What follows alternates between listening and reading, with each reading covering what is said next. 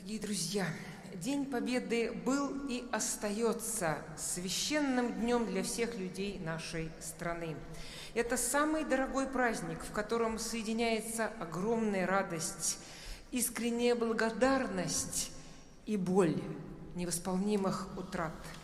Это праздник жизни и торжество исторической памяти. Мы каждый год еще и еще раз вспоминаем о тех событиях военных лет. Какой страшной ценой досталась эта победа?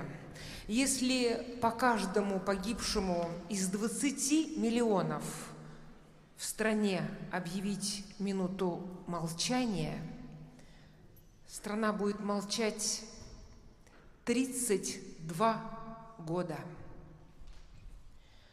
Прошло 80 лет, как закончилась Великая Отечественная война, но останутся навечно в памяти людей Сталинградская битва, Курская дуга, подвиги городов-героев Севастополя, Бреста, Москвы, Ленинграда, других, подвиги миллионов людей, ковавших нашу победу на фронтах войны и в тылу, подвиги, которые останутся с нами, в нашей памяти, в наших мыслях, в наших сердцах и в наших песнях.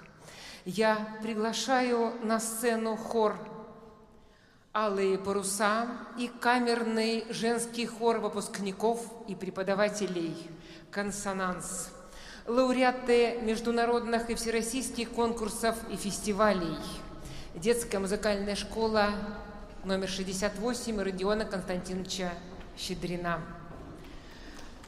Руководитель Алла Владимировна Пушкарева. Партия фортепиано. Лауреат международных конкурсов Анна Александровна Осташкина. Ольга Сапунова. Слова Веры Кондратович-Сидоровой. «Весна военная».